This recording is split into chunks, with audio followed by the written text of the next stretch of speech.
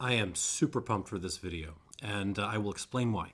Okay, so if you talk to someone on the street and ask them about Calvados, assuming they know what you're talking about at all, they will probably say, oh, right, French apple brandy from Normandy, which is not wrong, it's just not completely accurate. Apples are indeed the dominant fruit in Calvados, but it's not the only one. The regulations also allow for the use of pear. And there's one particular region within Calvados, the Domfrontais, which not only allows for a significant portion of pear, but actually demands it by regulation. Domfrontais has to be minimum 30% pear. Pacory here, whose range is under review today, goes way beyond that. They tend to be 60% plus pear. A lot of these are 100%. And you might ask, okay, what difference does that make? A lot. Apple brandy tends to take, apple eau de vie tends to take oak pretty well. The thing about pear spirit, pear eau de vie, is it has a kind of natural bitter snap on the back end, which is really nice if you're having it, after dinner as a digestif or something. But that does mean throwing into oak for aging gets a little bit dangerous because oak is going to add its own kind of back end bitterness, namely the oak tannins. And there's no particular guarantee that the pear bitterness and the oak bitterness are going to get along.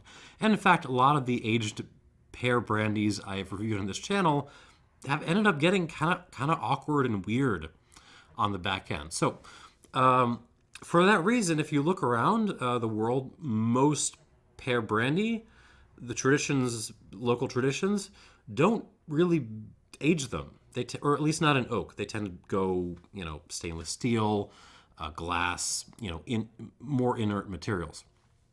The main area where there's a tradition of aging pear brandy in oak is Domfrontais.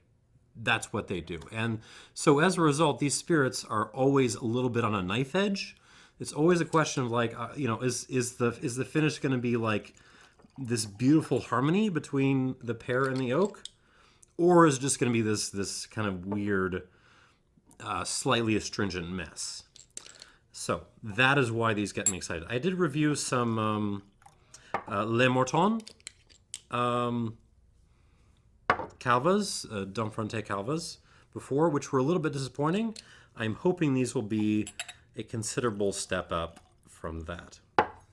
Also, I'm doing these without notes, with this kind of sample bottle in front of glass arrangement because people seem to like it the last time I tried it. All right, here we go. Also, it's holiday season, and man, do I not have time to write out notes before I record these. Sorry, I'm trying. I'm seriously trying. Okay, what have I got here? I've got an 8-year-old. This is actually a K&L wine pick. We'll talk about this in a second. I've got their standard 12-year-old. I have got their standard 16-year-old, and God help me, I've got their standard 30-year-old. This one I'm scared about. This one I'm really wondering, is that going to be a little bit too much? We shall see. All right, let's start with the this 8-year-old. This is 100% pear, apparently. You can still buy this at K&L. It is 49% alcohol by volume. Love to see that. And apparently this is a blend of just, young 8-year-old stuff with a little bit of older stock. Let's get into this. And again, 100% pear aged in French oak.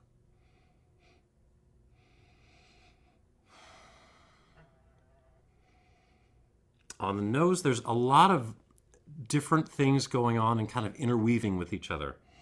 Not a lot of tertiary notes coming into this yet. It just hasn't been spending enough time in oak, but the way the pear and the oak notes are kind of interacting is tricky. I mean, there's something in this that's coming off as sawdust, but it's not really. If you pay attention to it, it's more like the kind of a pear note wrapping itself into the wood note. but it smells a little bit like sawdust. Definitely a lot of flowers in this. There's the metallic character I get a lot in pear brandy, like I'm smelling the T1000. But he's okay with it. He's cool with that. A little bit of French oak showing up now beyond that sawdusty thing. So it's more like kind of white pepper, maybe like a little hint of like used coffee grinds, some dried cherry, some fig. And then the pear. The pear is actually the peariness of the pear is actually very subdued. It's more about the what I'm getting is more like pear skins, pear seeds, pear stem, more so than the flesh of the pear. It smells nice. It smells young, refreshing, light. Let's see what happens on the palate.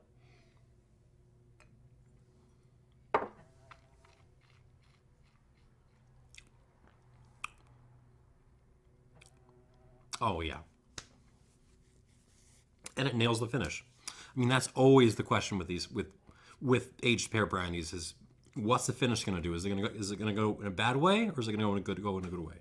This is going in a good way. All right, again, it's got that kind of sawdusty thing throughout the character, but again, analyze it. It's more like, you know, a slightly herbaceous pear character with a woody touch. What am I getting here? Pear. The pear flesh is showing up now, along with the stems, skin, the core, the seeds, that kind of stuff. I am getting actually some used tea leaves now. What kind of tea leaves? Like, oh, I don't know, like used Darjeeling leaves.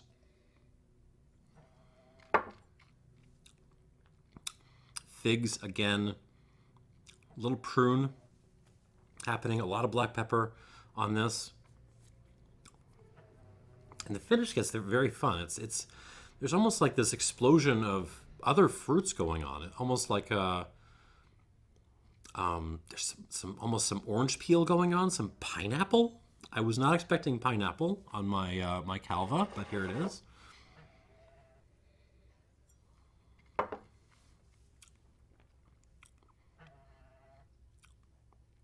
This is good. I like this a lot. I'm going to give it some water. We'll come back to it after we try the others. It is 49%, so I can be pretty generous. I'm going to give it like a squirt and a quarter.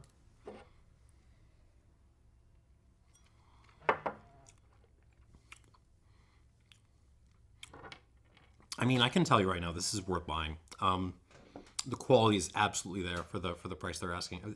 I think it's under $50. Go get it. All right. Moving on to the 12-year-old, which is bottled at a mere 42%. But hopefully it'll still hold up. That's better than 40. Okay, the wood is definitely talking a little bit more here. Getting a little bit of a wild turkey thing. A little bit of that kind of is sometimes called turkey funk, but that almost cinnabon meets like flowers thing you get sometimes in the Kentucky spirits in particular. That thing. That's showing up. Beyond that, well, a lot of pear. Again, it's really the skins and the stem, you know, the grungy stuff talking. More minerality in this. There's some kind of rocks showing up. Prunes, figs, a little date, black pepper, kind of a mingling tea coffee thing. So really, you're sitting in the middle of a hip coffee joint and a hip cafe, and you're kind of smelling all of the things that people are drinking. It's that kind of mingled coffee, tea, cafe smell. and like a little like handful of mud in there just for fun. Oh, and it's also quite floral at that. But that kind of goes along with the wild turkey thing, right? Y'all with me? There's something else. There's a hint of that kind of tropical, like pineapple-y, orangey thing I was getting on the back end of the previous one on the nose here. That's really, where's that coming from? All right, anyways, let's try this.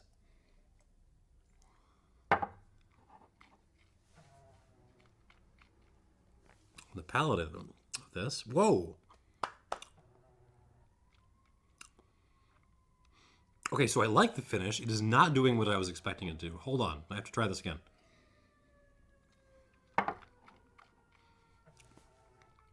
Wow. Okay, let's work our way up to there. So the sawdusty character from this is kind of receded and really broken itself out into those the upfront pear notes. Again, pear flesh, stems, skin, all that stuff. Meats, French oak, black pepper, dried fruit, fig, prune, a little bit of again we're on kind of cafe drinks. So you're double fisting your black tea and your shot of espresso, a little bit of that. And then the back end gets very interesting. On the mid palate transition, there's a kind of mixed berries note that kind of shows up, like unripe blueberries, something like that, starts to show up, and you think, oh, that's where this is going. And then it kind of keeps a little bit of that, but then it really takes the left turn.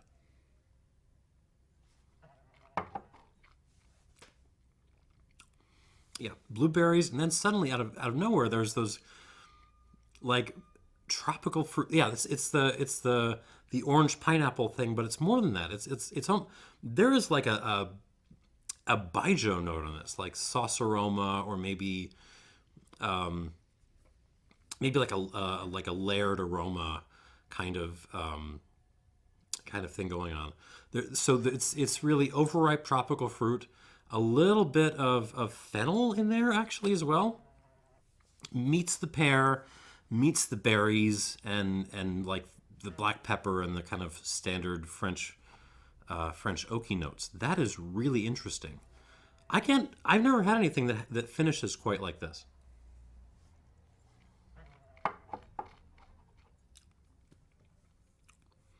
It's a really, really delicate balance.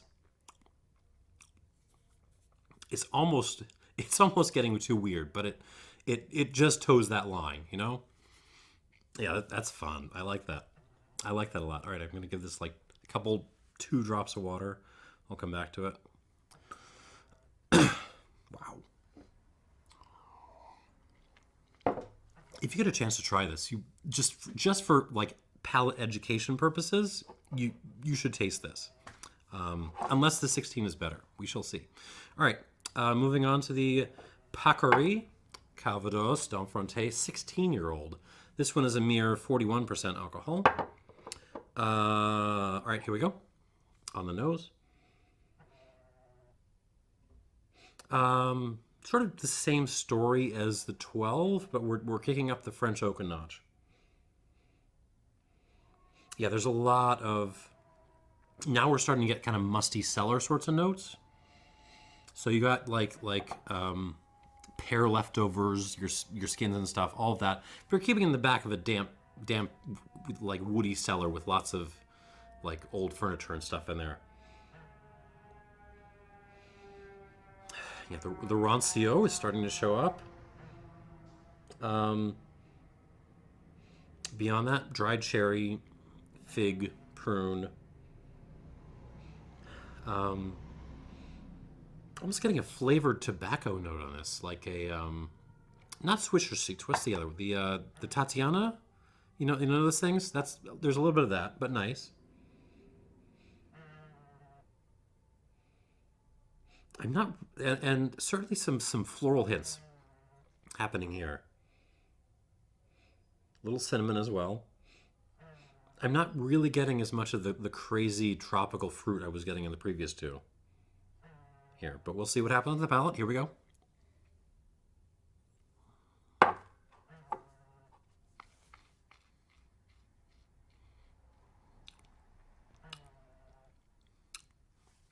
Yeah, that kind of does the same damn thing.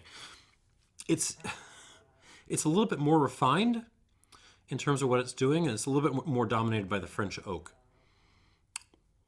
But yeah, it's basically doing a very similar sort of thing. Hold on, let me get my bearings with this.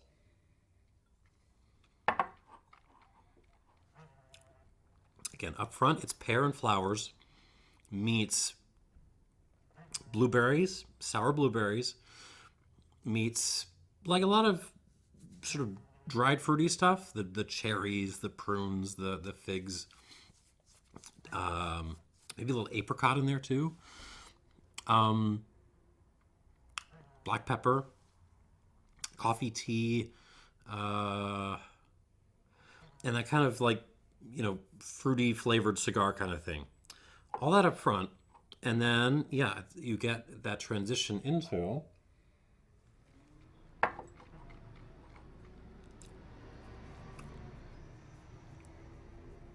that same orange, pineapple, fennel, like baijiu kind of thing. But this time around, it's less dominated by those notes, and it's more dominated by the kind of blueberry stuff and the ashy, peppery French oak sorts of notes. Basically, it feels like an oakier version of, like the oak from the previous one has kind of raised itself up to kind of take over a little bit more. And it works. I don't necessarily, at the present moment, I don't necessarily think it's better, but it works. All right, let's give this like another 2 drops. We'll come back to that. All right, next one up after the 16. Is it a 20? Is it a 25? No, it is a 30-year-old Calvados from Pacory. 41% alcohol. And considering the creep of French oak in these last two, I'm a little bit scared of this. Yep, okay, here we go. Especially on the nose, after things reach a certain sort of age, there's a little bit of convergence in terms of spirits. Like if you handed this to someone and told them it was in like an old, I don't know, an old Speyside or something, they might very well believe you. It's just got that kind of generic. It's not that. I'm not going to call this generic, but that kind of recognizable, musty, old, woody kind of character. So we're getting. There's still pear there, but it's sort of almost been swallowed up by the fruitiness. It's met the fruity aspect of the oak, and it's really turned into a kind of dried berries meets fresh berries sort of thing. So it's really smelling. The pear aspects have really turned into a kind of berry kind of thing. Still very floral, which is nice. Lots of damp, musty furniture. Some, I don't know. It's like old books, leather-bound books, all that stuff. Old coffee grinds. Actually, there's a little bit of pear coming through. Cinnamon, nutmeg as well. It's a nice nose. But it doesn't scream pear brandy to me. Is that terrible? All right, let's see what happens here.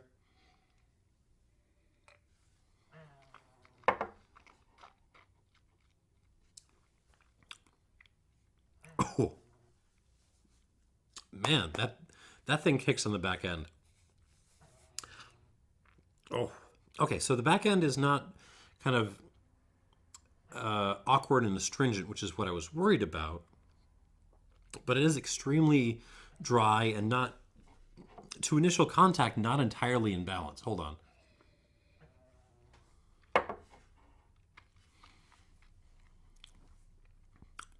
Yeah, it's really that kind of, pear by way of wild mixed berries, dried and fresh berries thing, with a lot of wood, tons of wood, tons of coffee, tons of just musty books, old leather, old cigars, transitioning to this, really like just face-rippingly bitter finish.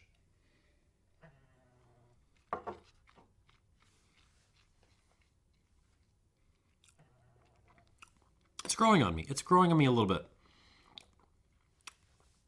It's got this the sort of sour cherry notes kind of hanging over. Just those brutal black peppery, overstewed tea kinds of tannins. It's not my kind of thing, but like as a digestif in particular, I could see the appeal of this. Okay, let's go back through. I have no idea how I'm going to score these. I'm still trying to get over the weird thing that like the 12 and the 16 were doing. So I'll see if I can pull a score out of my butt. We'll see. All right, back to the 8. K&L, now with water added. We'll see if it opened up at all.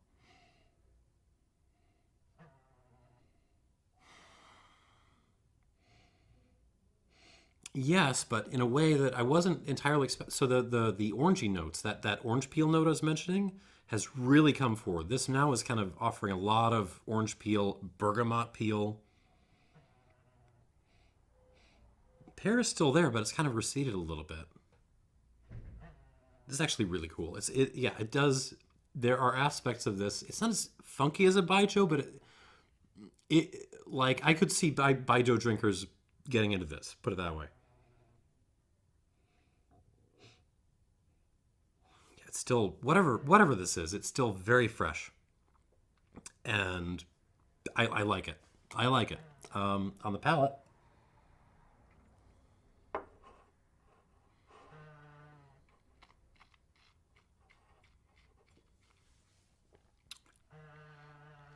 Oh, hell yeah.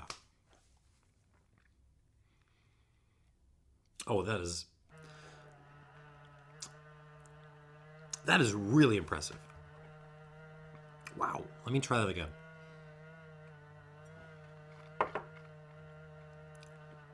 So remember how I was talking about how initially like the oak and the pear hadn't completely integrated and started to present, tertiary characteristics?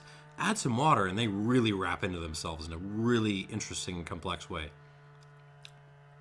The way this arrives in the palate is it's very fruity and floral up front, and then like the wood and the pepper and a kind of minerality come in and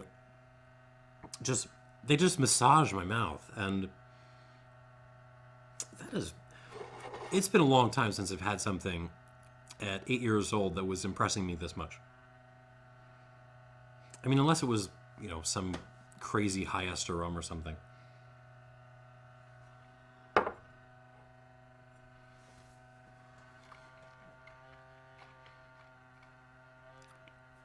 Fruit. And then the oak comes in. Yeah, it's very dry. A lot of tannins, and that kind of floral metallic bitter snap that pear brandy does, kind of on its own. And they're working together in tandem to create this effect. And I think this is awesome. I get more impressed with this every time I try it.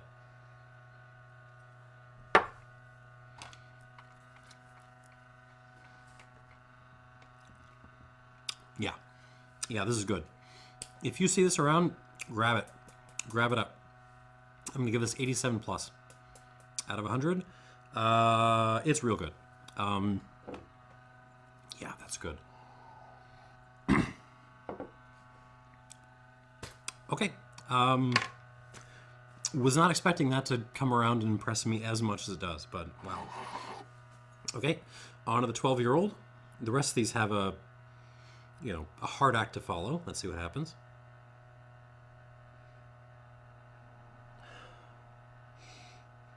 kind of woody mustiness starts to come out a little bit more on the 12-year-old now that I've added some water.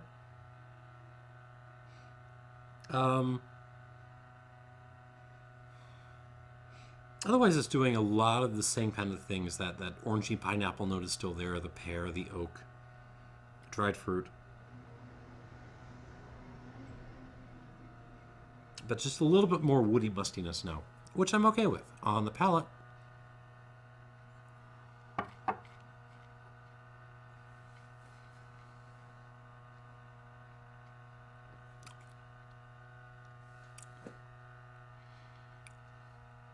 Yeah. With water, not quite as weird. It's still doing that same kind of pineapple-y, orangey, baijiu-y thing. But the oak has stepped up a little bit more. And the minerality as well. They're not I should say the metallic-y pear thing, more so than minerality. So it's really oak and metal meets baijiu, and the baijiu is kind of, with water, kind of turns itself down.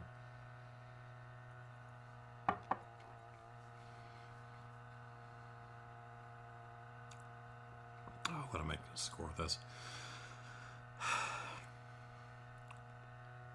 I mean, it is really good. I'm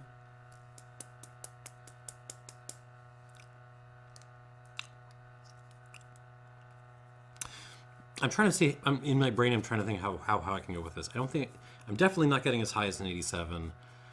I don't even think I can do it at 86. I'm going to call this an 85. It feels like a cheat, but this feels like an 85 to me. It's very, very good.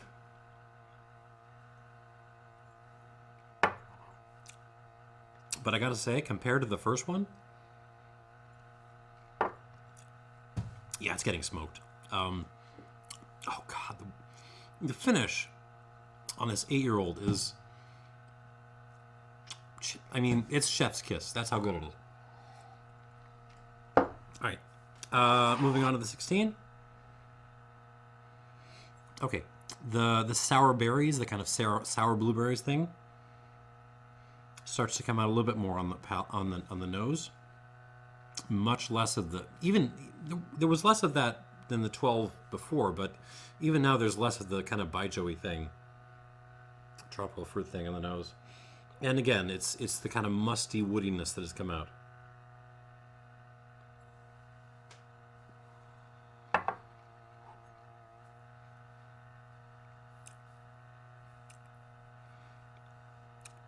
Yeah, same kind of story, doing kind of the same thing, much like I said before. It's doing a lot of the same thing that the 12 is doing. It's just doing it with a little bit more French oak on top.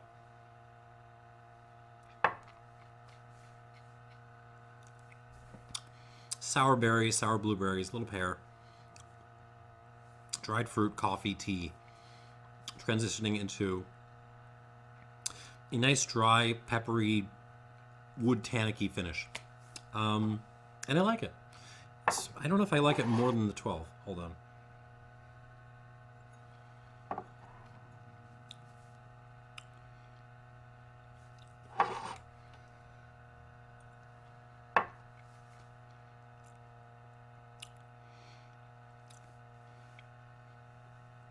It's a little bit more dry than 12. That kind of gets, the finish hangs on a little bit longer.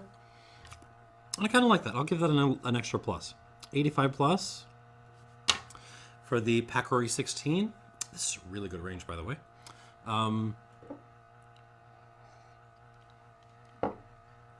Like, I've reviewed Scotch ranges, no notes, and never had one, I've sometimes had them not get into the 80s.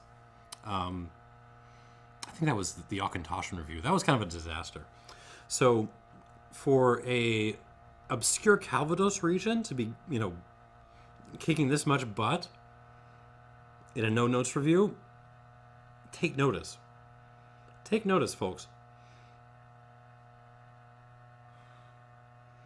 Okay, the 30-year-old is, the nose is starting to pick up a little bit. Lots more cinnamon. Lots more kind of dried cherry, but also fresh cherry, that smoky, Tatiana flavored, cigars thing, but also actual cigars. Musty furniture, musty wood, all the dried fruit. And a little orange coming through now. Huh. Interesting. And not a lot of pear. But that's okay. On the palate.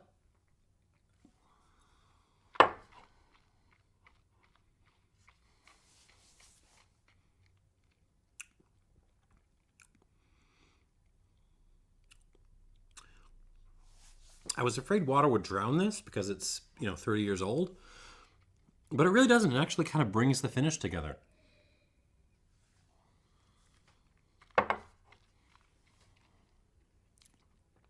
Actually tames the wood a little bit. It kind of tames it, tones it down, brings out actually that kind of tropical fruit note I was talking about in the previous two. The pineapple, the orange. That starts to come out to play, and it starts to weave its way into those aggressive wood tannic-y, peppery notes.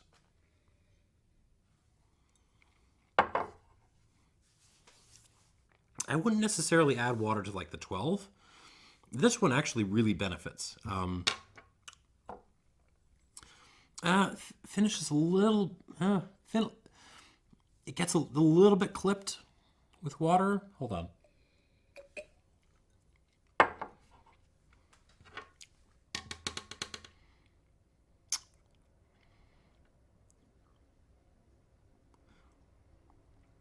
Yeah, I'm just going to give it another 85. 85 points. And I make sure I like the 16-year-old more. Yeah, the 30 was definitely losing me. Neat, and it certainly improved with the addition of a couple drops of water. But it's still a hair bit kind of awkward and clipped on the finish. So 85.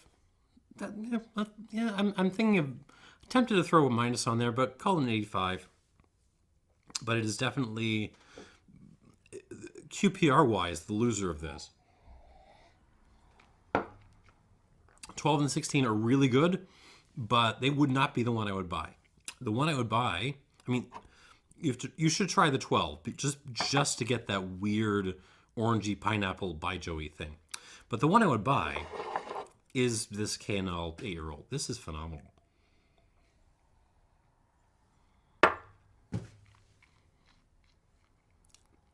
Oh my God.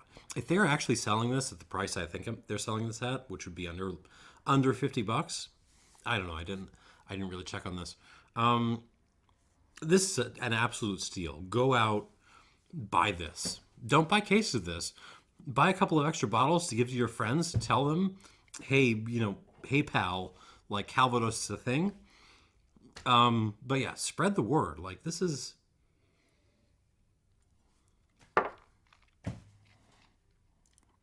Look at me, I'm drinking this. All right, that's all I got. 87 plus for the K&L 8-year-old. 85 for the 12. 85 plus for the 16. This is actually really solid. And the 30, maybe a hair bit too much oak and oaky awkwardness for me. Also gets an 85. Good job, Pacory. Like these are really good, and I am delighted. This has made my day. Thanks for watching, and cheers.